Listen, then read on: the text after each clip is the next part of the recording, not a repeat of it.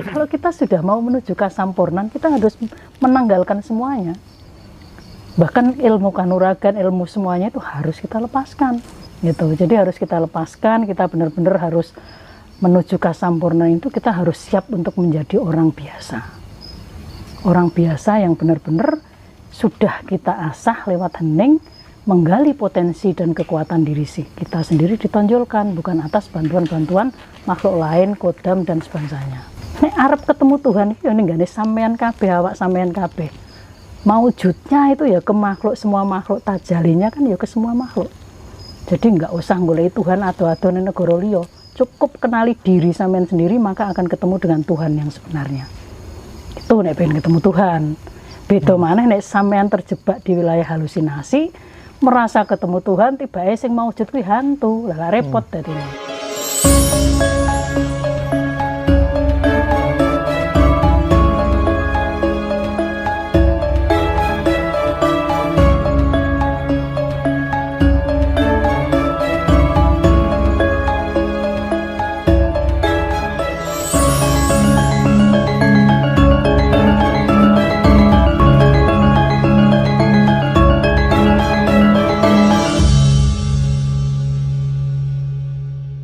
Kemudian menghadapi terpaan, fitnahan, caci makian, apa yang dilakukan Bu Ida? Diam. Diam. Saya diam. Saya diamkan karena saya percaya kalau memang itu tidak benar, maka saya anggap bahwa ya sudahlah, ini mungkin cara alam untuk membersihkan saya dari orang-orang yang kurang pas frekuensinya dengan saya. Waduh, beda sama saya berarti Bu. Gimana? Kalau saya digituin langsung tak sosotno Bu. Waduh. Kalau saya pernah ngalami itu, pernah. Dan itu ya kadang-kadang dari orang. Soalnya lu woro hati ya Bu. Nah itu kan gitu. Iya. Jadi belajar menerima dualitas itu memang tidak mudah. Jadi kita tidak bisa di sini hanya menerima komentar baik dari orang. Karena mesti apa yang kita lakukan, kita harus sadari bahwa kita tidak bisa memuaskan semua orang.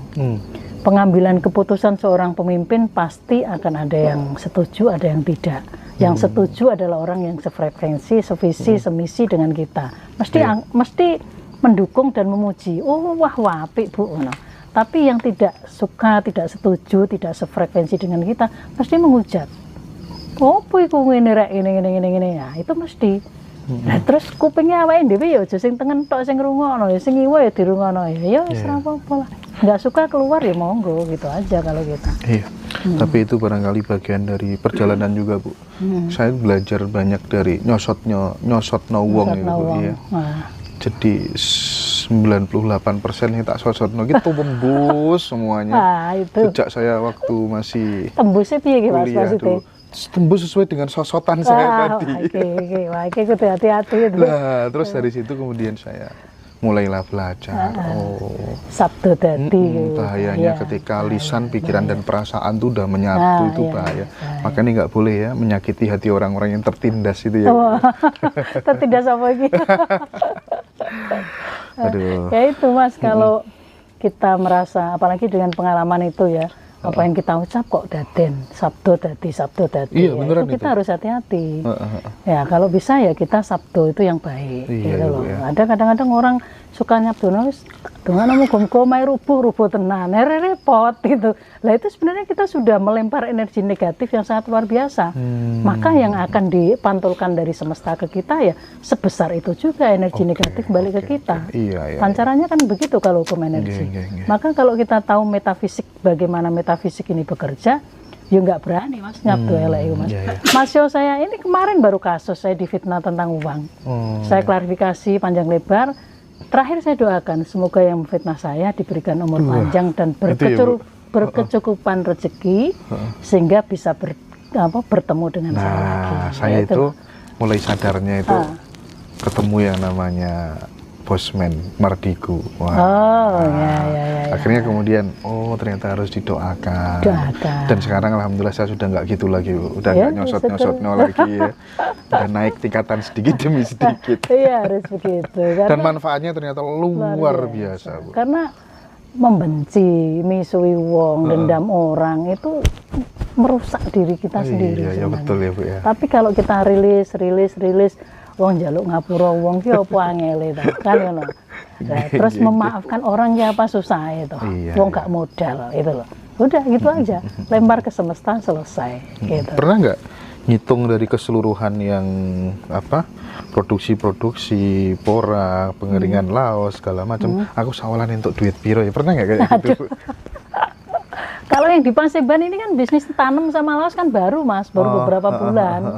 Jadi gitu kita ya masih syukuri kita masih bisa untuk Kalau yang produksi itu pribadi ya? Kalau produksi itu pribadi di bawah di Sidoarjo. Iya, saya tertarik gini. Titik apa, pengalaman apa yang kemudian memutuskan Bu Ida harus terjun ke spiritual deh. Nah itu apa, kondisi yang seperti apa yang mengantarkan jenengan masuk benar-benar gitu. Spiritual itu sebenarnya dipunyai semua orang, bukan hanya orang tertentu. Hanya saja orang tertentu frekuensinya lebih intens dan lebih sering dipupuk, jadi lebih nilainya lebih, itu loh Mas. Bahwa spiritualitas itu sebenarnya ada di tiap orang gitu. Nah saya sendiri bisa dikatakan bahwa loh saya laku spiritual itu dari bayi. Dari bayi gitu. Kenapa saya katakan dari bayi? Karena ketika saya lahir, ibu saya pendarahan lalu meninggal. Yang meninggal ibu? Ibu. Jadi ketika itu ya saya sadari, ya waktu itu memang nggak langsung tahu, tapi ketika saya tumbuh dewasa dan saya bisa menyadari ternyata, lah ini loh spiritualitas yang sudah ditunjukkan ke saya, tidak hanya lewat agama, tapi lewat kejadian ketika kelahiran saya ini, satu ayat alam pertama sudah keluar, bahwa ketika ibu saya meninggal, ini loh ayatnya, bahwa apapun yang di dunia ini sebenarnya tidak layak untuk kamu miliki. Karena semuanya bukan milikmu dan tidak pantas untuk kamu miliki. Sampai ayat pertama saya difahamkan itu. Itulah yang membuat saya menjadi kuat dalam tiap perjalanan saya, mulai tahun ke tahun sampai SD, bagaimana perjalanan spiritual saya. SD saya sering tidur di makam dan lain-lain, sering kungkum kali itu mulai desa saya sampai 5 kilo Mas. Kungkum neng kali saya ban itu loh, nyemplung pakai ban gede itu ngeli, nek wong Jawa ngeli ya, kadang-kadang pakai debok pisang itu, sampai 3 kilo 5 kilo. Nanti pulangnya dari sana jualan kaki sandal jepit ini. Nyampe rumah dimarahin bapak, dipukulin bapak pakai sapu. Iki arek wedok dolanane kayak gini ya. Itu sebenarnya sudah bagian kungkum ya, kungkum dari kecil. Maka ritual dari PSN ini yang paling banyak kan mandi malam, kungkum di sumber-sumber air alami di hutan. Bukan kungkum di laut ya? Ya di laut di mana saja, di laut boleh, di sungai boleh, di sumber air di hutan boleh, dimanapun. Pokoknya dari air kita berendam. Itu.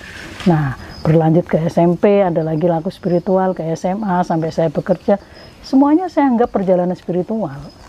Gitu. Dan itu tiap fase memiliki laku yang beda, dosisnya lah ya, dosisnya waktu saya kecil, SD, SMP, SMA, sampai setelah itu berlanjut terus, itu masing-masing di fase-fase tertentu itu berbeda-beda, gitu. Dan semua itu saya nikmati sampai sekarang. Jadi itulah di tahun 1997 saya pernah mengalami saya katakan bahwa ini adalah satu titik balik saya dalam kehidupan saya. Jadi waktu itu saya kerja di Batam. Kerja di Batam, gaji 157.000. Jadi tiap hari itu masak, alamnya kayak martabak ini loh Mas. Telur satu dikasih tepung, dikasih belambang, bawang pre, goreng. Tepungnya banyak. Itu buat makan satu hari sama nasi. Sengsara wis pokoknya. Terus berangkat kerja pakai sepeda ontel. Di tahun 97 tengah malam setelah pulang jam 12 malam, kan 2 shift kita. Shift kedua saya pulang jam 12. Saya bawa sepeda ontel, saya buang ke satu lapangan, di tengah lapangan. Saya taruh terus saya nangis, teriak-teriak, marah saya ke Tuhan. Gitu. Ya Tuhan katanya kamu ini adil. Di mana keadilanmu? Saya bilang itu sambil nuding mendur gini loh. Jari ini Gusti Allah kan yang dhuwur ya. Tadi dhisik ya dhuwur-dhuwur gini. Pengen di sampean ki adil ya Allah. Jadi Ket bayi ibuku mbok jopo. Ya, mari ngono melu mbahku mbok jopo. Mari ngono sekolah pengen terusno gak iso sekolah. Saiki kerja dadi buruh pabrik. Tuhan model apa ya? Lah iya, bayaranku mau 150.000. Mangan nduk terus bendino karo tepung ya. Iki to ngendi adilmu las asihmu? Tak duting-duting ini, Mas. Mari ngono karena terlalu emosional nangis dan teriak, saya nggak sadarkan diri. Saat menggugat Tuhan itu batin apa terucap? Terucap teriak di tengah lapangan, sambil nenteng-nenteng di, jadi neng dhuwur kan tak duting ya. Nah itu loh, sampai saya akhirnya tidak sadar karena terlalu memang emosional banget dan saya mengalami satu kejenuhan yang amat sangat sekali karena ngerasa urip kecil sengsara terus, ngono loh. Jadi itu tiba-tiba nggak tahu mungkin saya pingsan, terus bangun-bangun itu ketika ada rintik-rintik hujan, azan subuh di lapangan sana masjid. Terus aku tangi ngene loh, aku emang lapo neng gini, ono sepeda ondalku neng gini, tasku neng gini. Terus saya duduk gini, lah, aku mambengi marah sama Tuhan gitu ya. Saya itu marah sama Tuhan. Terus saya diem, aku, tuh Gusti ya Allah, lah aku mambengi marah ning sampean. Terus opo juga aku nek dihukum jarine Gusti Allah iku nek awake dhewe durhaka ning gone wong tuwae hukumane gak karu-karuan ya. Apa meneh iki marah ning gone Tuhan ya opo iki hukumanku kan ngono ya. Terus saya ngambil sepeda, saya bilang gini, wis terserah sampean gitu. Cek mangkel Mas, cek mangkel karena urip sengsara gitu. Nah, wis terserah sampean ya anu Duh Gusti. Sing penting aku wis puas nyampe nang neku-neku. Sampean hukum aku tak terima aku ngono. Tak tantang Gusti Allah. Gitu. Terus saya pulang sepeda ontel. Nah, suatu hari Minggu saya pergi ke hutan. Jadi saya memang suka ya untuk hening di hutan gitu sambil kerja. Minggu saya libur saya ke hutan. Itu saya mendengar anak kecil nangis, teriak-teriak. Saya cari loh, kok di hutan kok ada rumah gitu kan. Ada anak kecil nangis, saya cari di situ ada gubuk reot. Ada di teras ada anak dua kecil, gak kelambin nangis gulung-gulung. Terus saya cari ibunya di mana, di dalam. Ibunya itu pakai tikar lusuh sama anak sekitar SMP lah, di dalam nangis. Loh kenapa dia ibunya? Ibu sakit parah gitu. Loh bapaknya ke Malaysia gitu. Jadi singkat cerita si ibu ini ternyata istrinya orang Malaysia tapi ditinggal pulang Malaysia nggak tanggung jawab. Adiknya itu sudah 2 hari nggak makan. Jadi langsung saya buka tas saya, ada wafer, ada minuman apa, roti, saya kasih semua. Nah itulah yang saya katakan sebagai titik balik saya. Jadi seolah-olah motoku ke diculek karo pangeran itu. Hei, dah, iku lho tontonan motomu tontonan iku lho cek ndek ibu, tapi luwih sengsara teko kowe. Ngono iki apa? Lah dadi saya itu ya gemeter. Ya aduh Gusti, saya langsung sujud, langsung minta maaf ke Tuhan. Saya bilang, saya minta maaf karena selama ini sudah berprasangka buruk seperti itu ke kamu, Duh Gusti, ke panjenengan Duh Gusti. Ternyata, ya iki ndek ibu tapi uripnya lebih sengsara dari saya. Terus, apa salah ini ibumu kita jupuk? Kan kayak diculek matanya. Mata saya seperti diculek itu gitu kan. Terus saya langsung sujud, saya nangis di situ, saya nangis. Sejak itu terus saya langsung berjanji pada diri saya bahwa sejak saat ini saya tidak mau lagi merasa sengsara. Sejak saat ini adalah titik balik saya dan saya akan selalu merasa beruntung di dunia ini. Itu. Nah, setelah itu juga saya terucap, saya berdoa nyuwun ning ngene pangeran, aku pengen dadi wong sugih, saya gitu. Karena nek dadi wong sugih iki iso nulung wong. Melihat kenyataan bahwa mereka tidak makan 2 hari dan saya itu nggak punya uang, itu lebih menyakitkan itu loh. Ya Allah, Duh Gusti, aku pengen dadi wong sugih, aku pengen dadi pengusaha gitu. Itu yang terucap saat itu. Karena lihat begitu saya hanya punya seadanya gitu loh. Jadi akhirnya pulang, besok lagi saya ke situ lagi, saya kasih ya apa yang ada yang bisa saya kasihkan. Itu loh pelajaran bahwa ya bener, ternyata itu welas asihnya Tuhan itu ya memang ngedap-ngedapi gitu loh. Saya pikir saya sudah marah dan menggugat Tuhan, dan yang ada dalam pikiran saya adalah saya akan dihukum. Nah ternyata saya disadarkan, dibuka mata saya dengan kejadian yang sangat luar biasa. Jadi saya ditegur dengan sangat halus dan sangat lembut karena telah marah sama Tuhan itu tadi. Nah itu tahun 97 itu adalah titik balik hidup saya. Gitu. Tapi Gitu. kalau kemudian dibandingkan dengan saat ini kan ibaratnya sekarang sudah tertata, semuanya udah tertata gitu ya. Ketika sudah sadar seperti itu, yang dilakukan apa? Karena pencapaian saat ini itu pasti dipengaruhi oleh hal-hal positif di masa-masa lalu. Maksud saya misalnya begini, bagaimana Bu Ida melihat orang-orang yang miskin, orang-orang yang kekurangan, kasihan aja, ataukah kemudian ada aksi nyata? Nah, aksi-aksi nyata seperti apa yang kemudian dilakukan Bu Ida ketika masih muda terhadap orang-orang kita, saudara-saudara kita yang membutuhkan dan lain sebagainya? Saat muda ya. Ya kayak tadi itu. Atau hanya hura-hura aja? Enggak, ya? Enggak. Saya dari muda saya nggak pernah bisa dikatakan jarang hura-hura. Oh, jarang ya? Jarang saya. Hidup saya penuh dengan keprihatinan bahwa sama Eyang Kong saya aja saya harus puasa sekian tahun, itu semuanya saya lalui. Jadi mengenal hura-hura itu saya sangat jauh gitu. Jadi kalau sampai sekarang itu ya masih terus menata gitu. Kalau tertata kan seolah-olah berhenti. Kalau ini terus saya menata. Kondisi apapun harus terus saya teruskan, saya menata. Ini menata, terus disambung dengan ini, sambung dengan ini. Karena bagi saya kalau kita ngomong tentang ekonomi ya, atau usaha atau ekonomi, prinsip saya adalah begini, cukup untuk diri sendiri, secukupnya untuk diri sendiri ya. Saya butuh secukupnya untuk diri sendiri, saya butuh banyak untuk banyak orang, saya butuh lebih banyak lagi untuk lebih banyak orang lagi. Itu itu yang artinya nanti bisa membuat kita lebih semangat lagi dalam bekerja, sehingga yang tadinya kecil bisa berkembang dan lebih banyak lagi bisa melibatkan orang lain yang bekerja. Itu. Kalau dari masa anak-anak nih, remaja sampai sekarang, kira-kira siapa tokoh yang paling diidolakan Bu Ida dan sangat mempengaruhi kehidupan Bu Ida? Eyang Kong saya. Eyang Kong saya itu ketika ibu saya meninggal, Eyang Kong saya dan Eyang Putri yang merawat saya dari bayi. Jadi saya hidup terpisah dengan bapak saya tapi berdekatan itu. Cuma kan bapak tidak menikah lagi. Jadi saya dirawat Eyang Putri di rumahnya sama Eyang Kong. Nah, beliaulah Eyang Kong saya inilah yang menanamkan nilai-nilai spiritual mulai dari kecil. Mulai dari kelas SD kelas 1 saya sudah diajari bagaimana tirakat.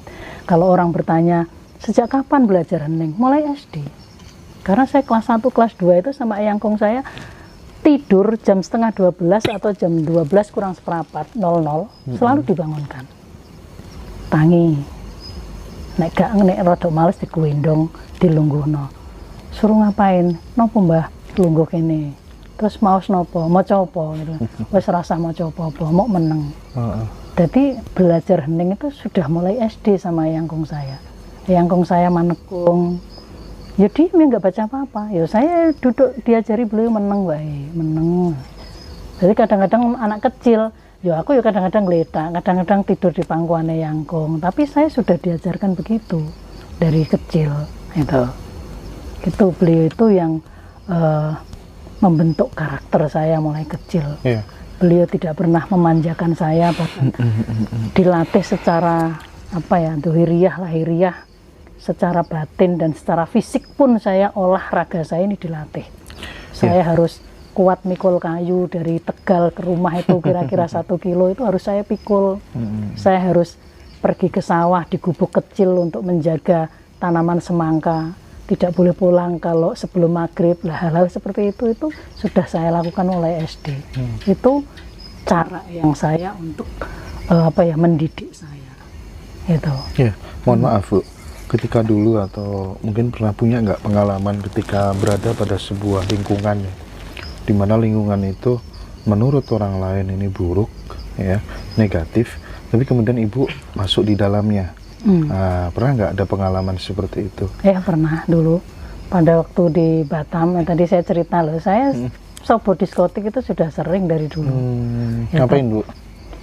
Saya memanai itu sebagai tugas karena ya nggak tahu tiba-tiba ada panggilan jiwa melihat mereka teman-teman saya ini kasihan itu bahwa apa ya sebenarnya yang dicari di diskotik itu gitu. Saya tidak memandang negatif, enggak, tapi justru saya penasaran sebenarnya apa sih yang dicari mereka itu gitu loh. Cari uang, Bu? Enggak, kalau teman-teman saya hanya happy. Jadi pulang kerja suntuk jam 11 malam langsung fun-fun aja, terus ke diskotik. Tapi mereka memang ya sebagian ada yang minum, ada yang apa seperti itu. Tapi ya mereka baik ke saya. Artinya gini, dengan penuh kesadaran mereka mengatakan bahwa Ida itu waduh diajari minum. Ngene awake dhewe mabuk ora ono sing nulung gitu loh. Jadi walaupun saya itu dulu itu sering ke diskotik loh, saya ini namanya minum bir, ngerokok itu nggak bisa. Nggak bisa ya? Sampai detik ini, bahkan detik ini pun saya dikatakan teman-teman spiritualis perempuan, kamu itu spiritual palsu kan ya gitu kan. Lah itu, lu kok palsu, lu gak ngerokok dewe jadi ngono. Biasanya spiritualis kan ngerokok wedok gitu. Lalu terus saya tendi nek mau dadi spiritualis gitu ngerokok gitu. Lah saya itu nyedot gini aja watuk gitu. Jadi dari dulu memang enggak pernah gitu. Lah itu, jadi saya manai sebagai tugas ya mengawal mereka saja. Jadi mlebu diskotik terus mau arek piro ya, arek 10. Jadi saya minum ya kalau enggak jus ya air mineral duduk. Saya lihat, saya keliling, oh ndek kene loro. Ndek kene loro wis apa jenenge wis teler ini, ndek kono 3, ndek kono 2, ndek kono pacaran 1. Tak hitung 10 jangkep. Ya wis duduk lagi gitu saya. Sampai diskotik tutup itu Mas Indra, diskotik tutup baru nanti tak usungi satu-satu keluar. Di seberang situ ada ruko, tidur di ruko. Nanti jam itu pagi air mineral tangi mulai. Angon itu.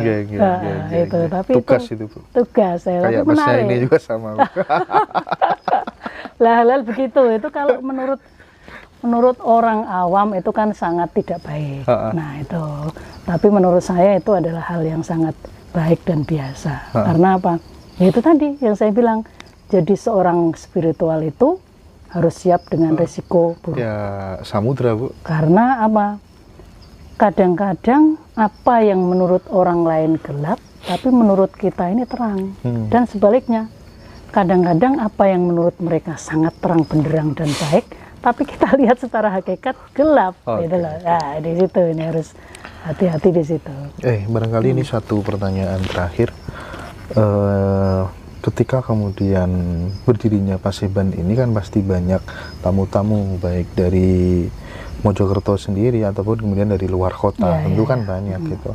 Ada nggak sih teman-teman yang datang ke sini sebenarnya tujuannya itu mencari Tuhan tapi ketemunya hantu? Wah ini baik. Gimana Bu? Metu tenan nih. saya tangguh. Jadi sebentar cerita sedikit tentang Paseban. Pasebannya namanya Paseban Sekar Kinasih ya. Terus kita punya paguyubannya Hening Sambung Rasa, kita punya Yayasan Nusantara kita. Jadi kita ini punya induk rumah besar, yayasan yang legal. Saya bikin di sini ini adalah tanah kahuripan. Artinya apa? Ketika saya memutuskan untuk duduk di sini, siapapun yang datang ke sini harus siap untuk saya ajak mengenai diskusi tentang konsep hidup. Apapun. Yang penting kita tidak lagi ngomong tentang ilmu kanuragan, tidak ngomong lagi tentang ilmu kebatinan, tidak ngomong lagi tentang ilmu kasepuhan, tapi kita sudah masuk menuju ke kasampurnan. Yang dimana di situ kita harus siap nih, wong awake dhewe iki ning bumi kauripan. Yo anek sampean rene tak ajak diskusi tentang konsep urip. Sampean iso opo, sampean duwe opo sing iso dimanfaatno buat orang banyak, ngono Mas. Itu. Nah, ini yang sudah kita lakukan. Maka kalau orang tanya di sini diajari opo ning gane Paseban, ora tak ajari opo-opo, malah tak ajak meneng. Lah iya, kalau kita sudah mau menuju kasampurnan, kita harus menanggalkan semuanya. Bahkan ilmu kanuragan, ilmu semuanya itu harus kita lepaskan.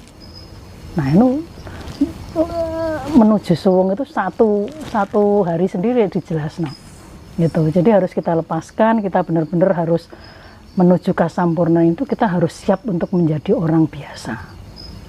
Orang biasa yang benar-benar sudah kita asah lewat hening, menggali potensi dan kekuatan diri kita sendiri ditonjolkan, bukan atas bantuan-bantuan makhluk lain, kodam dan sebagainya.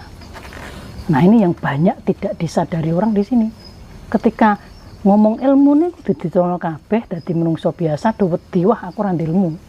Padahal ketika kita sudah masuk menuju kasampurnan, semakin kita meletakkan diri bahwa aku kira apa-apa, aku bukan siapa-siapa dan aku tidak bisa apa-apa, ngelembah rendah-rendahnya ke alam, alam akan makin besar merengkuh kita.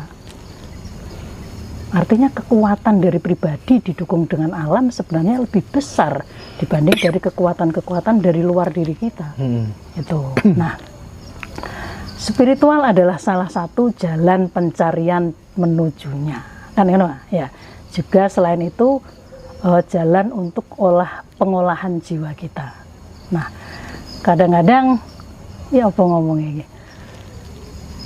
Mencari Tuhan atau malah ketemu hantu ya.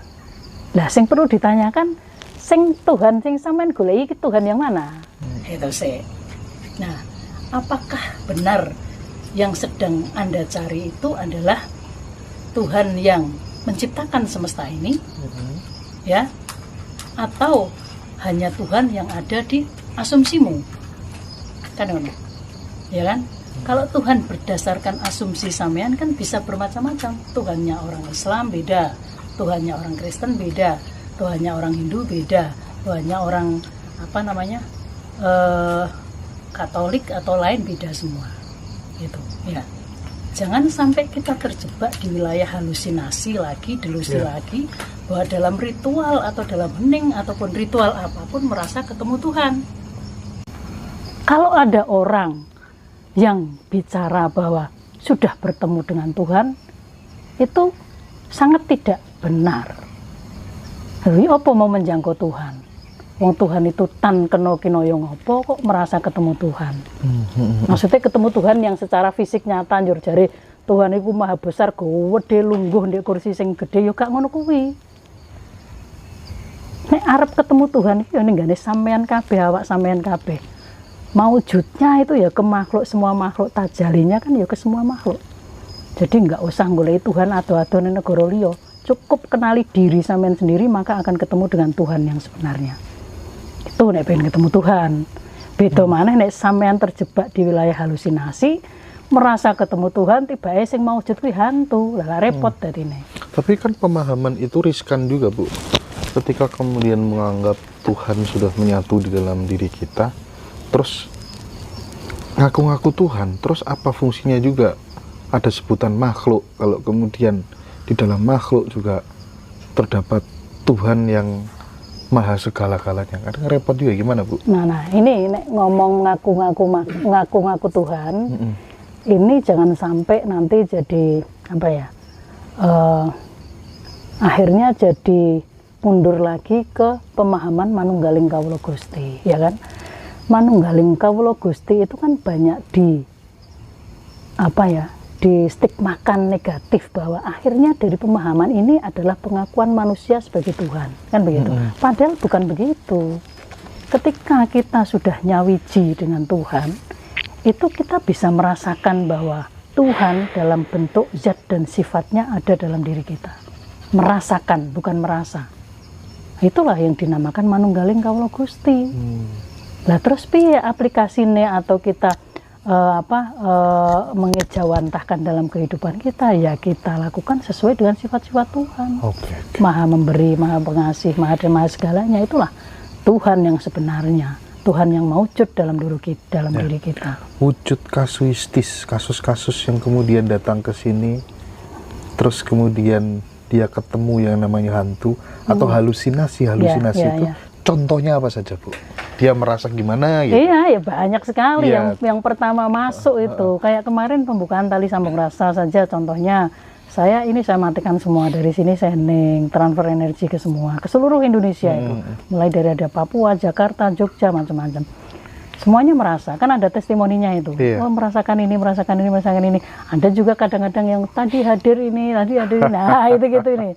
Nah, itu mesti kalau di PHSR saya pasti menjawabnya pahit. Sampean melihatnya merem atau melek? Merem, Bunda. Halusinasi, delusi, hantu. Nah, itu jelas dan pasti dan lugas saya menjawabnya. Karena apa? Karena saya sudah melalui tahap ini dan saya difahamkan bahwa itu jelas-jelas halusi dan delusi.